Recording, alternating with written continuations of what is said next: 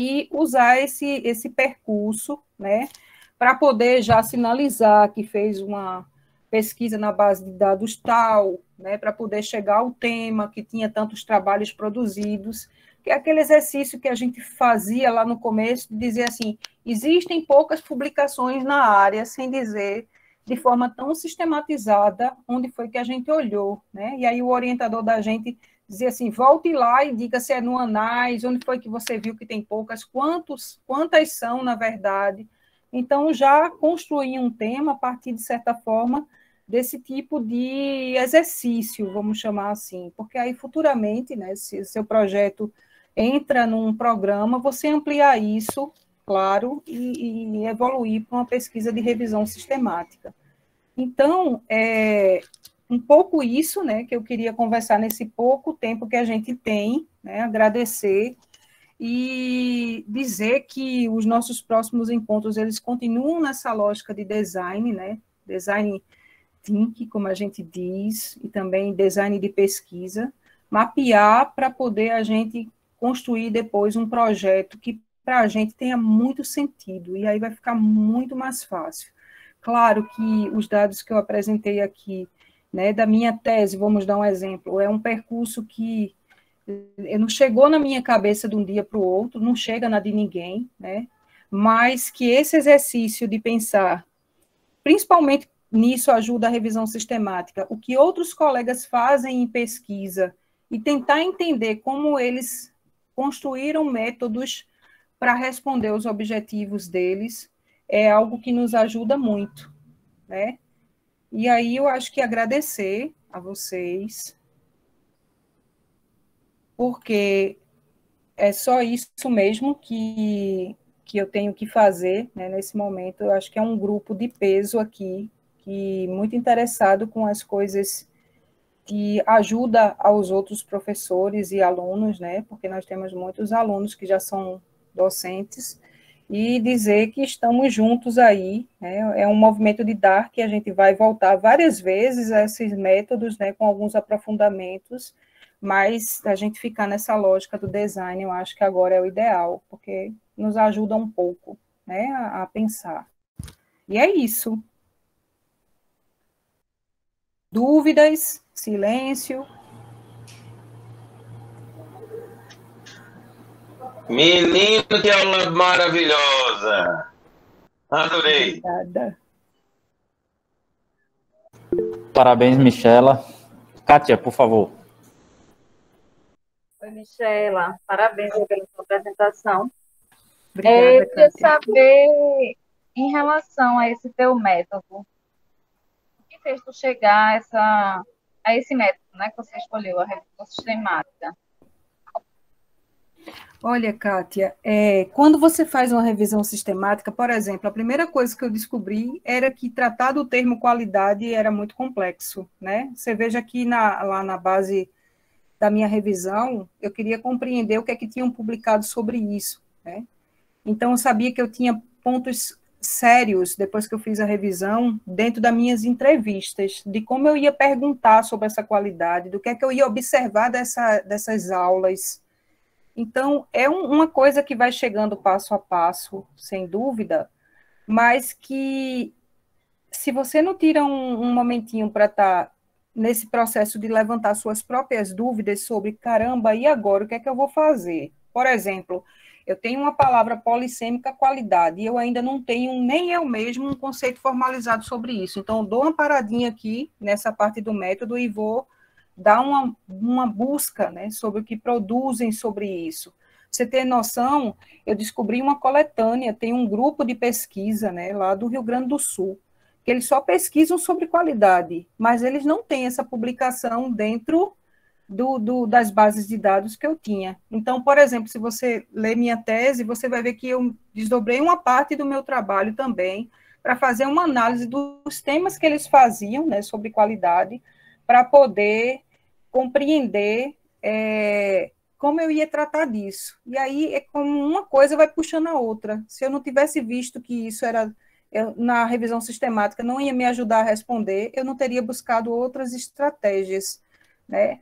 E uma coisa que eu acho que foi essencial, foi esse exercício de eu tenho tais e tais objetivos específicos, né? Como que eu vou responder isso? O que é que eu tenho que fazer? Porque é uma coisa que eu digo muito para os meus alunos de metodologia científica. Os objetivos específicos, ele é um método, né? Ele se desdobra para ele responder ao teu objetivo geral. Mas, por exemplo, se eu boto ali, analisar produção científica, eu tenho que fazer alguma coisa que vai me responder o que é sobre essa análise. Então, não pode ser, por exemplo, uma entrevista que vai dar conta disso, né? Tem que ser um outro tipo de método. Se eu boto compreender concepções, né, ou opiniões, eu tenho que trabalhar com entrevista. Então, eu sempre digo que começar dos objetivos e depois já ir direto para o que é que eu posso fazer para respondê-los, é uma coisa que ajudou muito. O nosso orientador, Carlos, ele tem essa dinâmica, e eu acho que isso, pelo menos a mim, foi essencial, sabe? Porque, às vezes, a gente fica tentando construir, né, tudo e não chega a lugar nenhum. E quando ele fazia esse exercício com a gente, você voltava para casa das orientações pensando, caramba, como é que eu vou fazer isso, né? Por exemplo, eu tomei a minha decisão de aplicar o questionário, em algum momento achei que isso pudesse até dar conta das minhas respostas. Quando eu analisei, das minhas perguntas, na verdade, quando analisei o questionário, eu disse, não, isso aí não vai dar, eu tenho que construir outra coisa. Então, é um novelo mesmo, sabe, que um sai puxando o outro, mas que você tem que estar lá olhando os teus objetivos para poder construir. Não sei se te respondi. Quer dizer que a bicha, o objetivo específico já vai lhe dar um norte para lhe ajudar que método você escolher. Isso, eu penso que é assim. Você conseguir colocar numa tabela, de fato, teus objetivos e ver que método você vai usar. Essa tua pesquisa, ela poderia ter conseguido com outro método, chegasse a pensar nisso, ou realmente já fosse direto nessa? Olha, eu acho que poderia, penso que poderia sim, poderia ter feito outras escolhas, né? Eu acho até que eu fiz escolhas bem intensas, porque no final eu tinha que cruzar essas análises, né? Era uma proposta muito audaciosa por um pouco tempo que a gente tinha para muita coisa, entendeu? Mas foi um percurso que foi o que eu me senti mais confortável, né? Porque ele foi construído ao longo do tempo para atender às minhas necessidades, no caso de pesquisadora. E eu acho que isso deixa a gente mais confortável, porque às vezes a gente quer, vou dar um exemplo prático, pegar uma coisa que já foi feita por alguém, pronta, né? E utilizar do mesmo jeito, e aí não vai, às vezes não vai dar certo. E utilizei coisas, sim, de outras pessoas. Vou te dar um exemplo. Eu tinha um problema no meio desse caminho em relação às observações. Eu tinha que ter alguns pontos da observação, e aí fui estudar um pouco sobre isso, né? O que é que eu posso fazer? Aí me deparei com um autor chamado Pedro Reis, e ele faz, lá em Portugal, um processo de autoavaliação dos professores, e ele tem todo um questionário que ele faz com os professores no movimento de autoavaliação. Eu disse, isso dá para eu adaptar e fazer um roteiro de observação, porque, de certa forma, eu também estou olhando para aquilo que eu estou chamando de qualidade do ensino e qualidade da aprendizagem, né? Então, me ajudou muito pensar em algumas coisas. Eu teria resolvido isso com uma observação se ela não tivesse um roteiro que foi construído para atender meu objetivo? Talvez sim, mas talvez eu não enxergasse aquilo que eu estava procurando, porque eu penso que o método, ele vai nos ajudar a olhar, a direcionar o olhar, que é o que a revisão sistemática fez, né? Ele vai direcionar o nosso olhar, que no meio daquele mundo de trabalho, você vai conseguir compreender, chegar num recorte que tem mais a ver com o teu objeto de pesquisa. Quando a gente deixa tudo muito amplo, a gente às vezes não enxerga. Eu acho que é botar uma lente. É isso. Eu achei teu trabalho muito massa. Agora, sim, eu percebi o quanto trabalhoso ele foi, né? Nossa. Não sei se foi pelo método que você usou, que deixou ele mais trabalhoso, ou foi realmente o teu objeto de pesquisa, né? Que você decidiu pesquisar. Eu acho que foi pelo método também, mas penso também quando eu fiz a escolha de ter 3 instituições, entendeu? Isso me trouxe muita responsabilidade, porque é por isso que eu disse a vocês que esse mapear no momento do projeto é muito importante, né? Porque, por exemplo, se talvez lá atrás eu tivesse pensado, eu tivesse escolhido outro critério para as instituições que iam fazer parte, e não que fossem todas que tinham uma boa nota naquele ano. Tu tá entendendo? Eu teria dado um outro recorte. E aí Sim. talvez tivesse ficado com menos instituições, com menos dados, né? Com menos, porque assim, foi muito corrido, não tenho a menor dúvida disso não, viu? Só em Caruaru, de observação, eu tive 9. Então, coloque aí viagens, né? Idas, vindas, e foi bem intenso. E no final, sabe, Cátia, a sensação que a gente tem, vou dar um exemplo para você, é que a gente não consegue dar conta de tudo, né? Então, claro, tem muito material para produção científica, mas que se não fosse o Iramutec, por exemplo, eu não teria conseguido dar esse olhar para o volume de entrevistas, de dados, de tudo que eu tinha. Por isso que pensar, esse percurso é factível para mim, né? Também é uma coisa muito importante, sabe? Porque Carlos disse, no começo eu queria pesquisar com todas as instituições de ensino superior. Veja que loucura, né? Então já foi ele que me ajudou a dar um recorte maior. Ele disse, você também tem que ter essa clareza, você não está querendo fazer uma pesquisa de comparação, né? Que vai comparar uma instituição a outra. Então, todas essas coisas... Michela, diga, meu amor. uma última pergunta, né? Porque eu acho que só eu estou falando aqui. Se alguém quiser também Essa falar. está escrita também, depois da... Eu vou dar... É só mais uma última Tranquilo. pergunta. Quando você faz uma revisão sistemática, né, um dos critérios é justamente você delimitar o período. Quando você escolheu a questão dos últimos 10 anos, você precisa, no seu trabalho, justificar o porquê os últimos 10 anos? Precisa. E como você justificou isso? Porque isso me inquieta bastante. Precisa justificar. E, assim, qual a justificativa que você deu para escolher os últimos 10 anos? Olha, na verdade... Entender essa pergunta é porque, assim, como eu estou nesse processo, né, eu também vou precisar escolher um método, não sei o que, ainda estou nesse processo, então eu queria entender um pouquinho isso, essa questão da justificativa, porque tudo você tem que estar justificando, né? Eu me alinhei um pouco com o próprio tempo que poderia ter de produções, né? Os Sinais é de 2004, não sei se você observou ali, eu peguei o período de 2006 a 2016, né? Então, era tipo assim, 2 anos posterior a essas avaliações do ensino superior. Foi o critério que eu usei, entendeu? Mas poderia ter sido os 5 últimos anos apenas. Outra coisa que eu fiz que não faria de novo, né? Eu escolhi bases que são diferentes. A base de teses e dissertações, Jesus Cristo tem poder, né? Era isso que eu ia falar também. Tu escolhesse 3 bases e usasse as 3 bases, porque bastaria uma, não é isso? Isso, uma mas poderia... é porque, deixa eu te explicar. Nessa organização do método, a gente praticamente, no primeiro ano de doutorado, já começou com a revisão sistemática da literatura, então ainda tinha um pouco de fôlego, né? Vamos dizer assim. Uhum. E como esse tema não era um tema que eu encontrava ele com muita facilidade, então foi por isso também essa ousadia, né? Tanto é que, se você vê, é um volume enorme de trabalho, mas no final, nos recortes, você vai achar um ou outro que tem a ver com o seu tema. Mas por ela ser sistemática, você tem que dizer todo o percurso, tem que fichar esses trabalhos para poder se achar depois, né?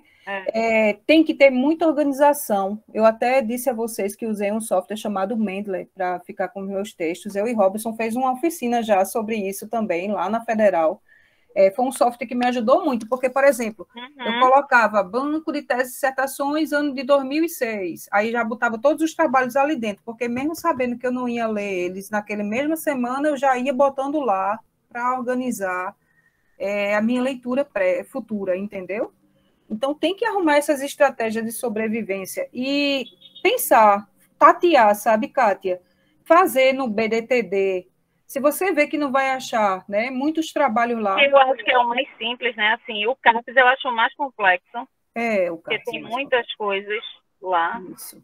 E já o O Cielo não dá conta. O Cielo tinha pouquíssimos trabalhos, né? Porque, querendo ou não, publicação em revista, publicações em ambientes feitos Cielo é muito difícil, né? Nem todo mundo consegue. Hoje em dia a gente vê muito isso como um autor. Então, assim, o Cielo, eu comecei com o Cielo, por isso que eu até digo para os meus alunos, sempre começam com o Cielo quando eles estão na metodologia científica, mas porque ali você vai ter uma ideia, mas você não pode usar ele só, porque ele é um lugar que publicação nele é difícil, a indexação dele não é, né, fácil, não. Mas poderia ser também fiz a escolha, os meninos caminharam por lugares diferentes. Eu não vi Enem, não vi ambientes que fossem específicos da matemática, entendeu? Hoje em dia eu mudaria algumas coisas. Entendi. Eu fico pensando, a questão dos 10 anos poderia ter sido 5, né? Sei lá, para diminuir a quantidade de trabalho. Ô, Kátia, Oi. Em relação, eu vou me intrometer um pouquinho, em relação ao tempo, geralmente a gente usa 10 anos porque nos 5 anos a gente não acha material. Por exemplo, o meu foi na área de probabilidade. Então, não tinha publicação suficiente para que a gente pudesse analisar em 5 anos. Então, via de regra, quando você faz com 5 anos, né, que é o considerado normal dentro da pesquisa, os últimos 5 anos, e você não acha, então, assim, a orientação é que você amplie para o dobro do tempo, ou seja, para os últimos 10 anos.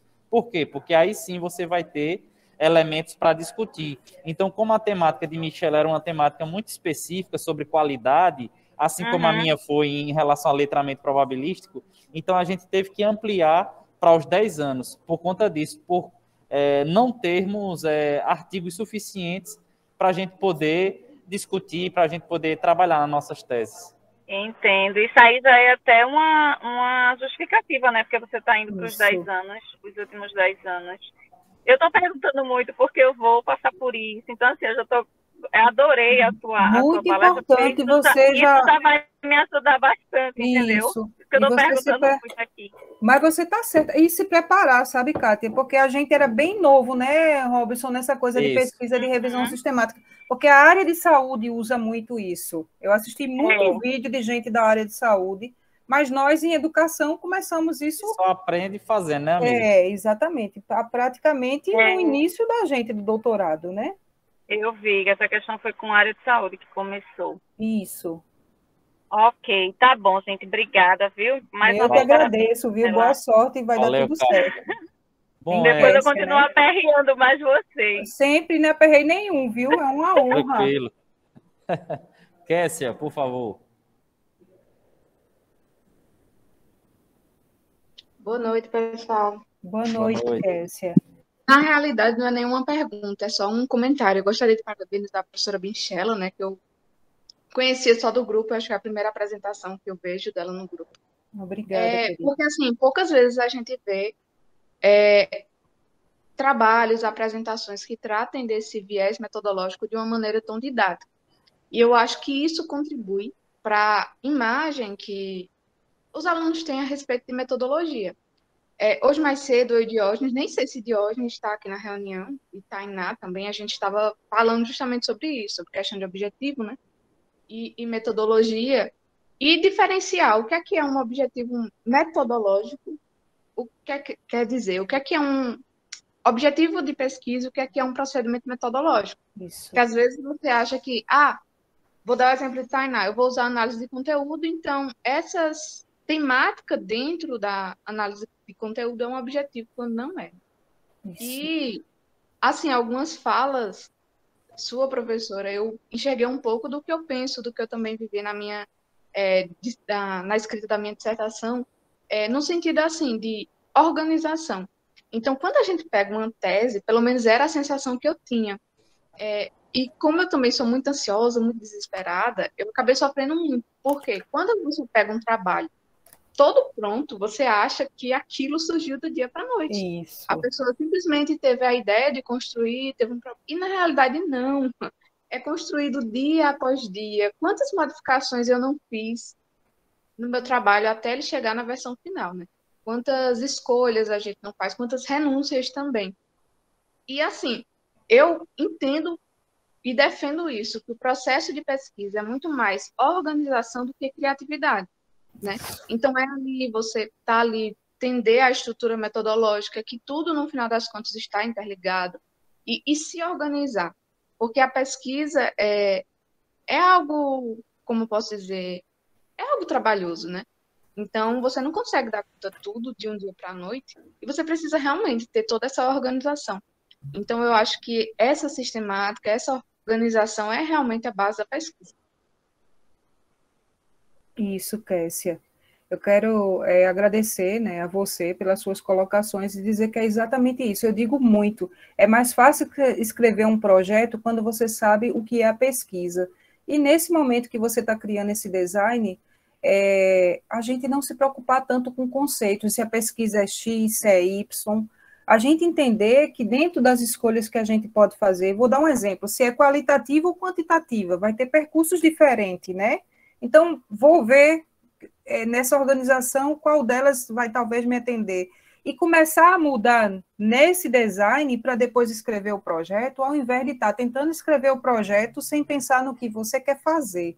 Eu penso que o método é isso. O que é que eu quero fazer para responder isso, né? O que é que eu tenho que fazer? Quais são os caminhos que eu tenho que seguir? Porque, exemplo, o análise documental, às vezes, ele não vai dar conta, né, de outros objetos de estudo, né, mas vai ser ideal para um objeto X ou Y que você escolheu. Então, quando você desenha tudo isso, né, de uma forma organizada, como você falou, faz esse planejamento, né, da tua pesquisa, eu acho que fica mais fácil até para você discutir com o teu orientador, com quem está envolvido, explicar o que você quer fazer, né?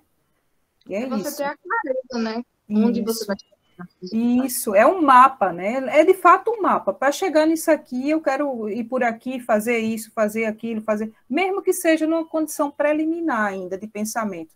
Porque quando nós estamos na academia, a gente às vezes fica sem querer ser básico, né? Vamos dizer assim, a gente sente aquele peso da responsabilidade de ter que já usar termos acadêmicos, termos científicos, e não é que a gente não vai usar isso, só que a gente vai usar depois que a gente sabe o que a gente quer fazer. Aí fica mais fácil da gente encontrar o conceito apropriado, o tipo de pesquisa apropriado, né? E se aprofundar nelas. É isso. Mas é isso. Obrigada, Michela, pelas Eu que lhe colocações. agradeço. Parabéns. Eu que lhe agradeço. Mais algum GPMiano? Mais alguém quer perguntar à nossa grande professora Michela Macedo?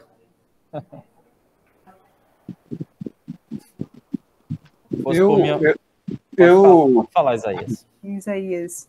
Eu só tenho assim a agradecer por esse momento tão maravilhoso, né? Desde a apresentação da professora Michela até as colocações dos companheiros e companheiras que fizeram aí as colocações, as perguntas foram muito enriquecedoras, né? Eu hoje teve um dia bem cansativo, caramba, será que eu vou aguentar? Mas depois que a gente começou a ver uma aula maravilhosa dessa, Obrigada. Não dava nem para cochilar. Estou muito agradecido. Um grande abraço e Um feliz Páscoa para todos e todas. Para todos. E olha, gente, aproveitem esse grupo, viu? Ele foi criado em cima de um objetivo muito do bem. Contem conosco, né? Como isso. Isaías diz, cansado Isaías, nós todos andamos muito, né? Por isso que a gente precisa juntar forças. E eu acho que quando o Diógenes e Robson trouxeram essa proposta de grupo e agregaram pessoas, todos nós estamos tendo uma oportunidade ímpar de mantermos vivo, né, a nossa troca de conhecimento. E publicar, né, futuramente, juntos, todos nós, como a proposta do próprio livro do grupo. Eu acho que é por aí que a gente vai juntando força para um ajudar o outro a ficar em pé. E não é fácil não, né? Bom, pessoal, eu particularmente agradeço bastante, né, a presença de todos vocês. Agradeço em especial, né, a professora Michela Macedo, grande amiga. E realmente ouvir Michela é muito bom, a gente fica tranquilo, a hora vai passando e a gente não está nem preocupado, né? Porque ela nos acalma. Então, eu acho que quando a gente faz pesquisa dessa forma, né, com essa leveza e responsabilidade e organização, os resultados eles vêm. Então, Michela, muito obrigado Obrigada por essa também. contribuição. E eu acho que é isso, pessoal. E aí, por aí, a gente finaliza por hoje. Eu já vou correr daqui para uma aula aqui presencial, mas foi excelente, Michela, parabéns. Obrigada pela oportunidade. Um abraço a todos, bom estudo, bom descanso, gente, nesse feriado. Boa Feliz Páscoa Páscoa. para todos nós. Um abraço. Feliz abraço. Páscoa e mais uma vez parabéns, Michela. Arrasou Obrigada, demais. Kátia. Para vocês todos também. Um beijo grande.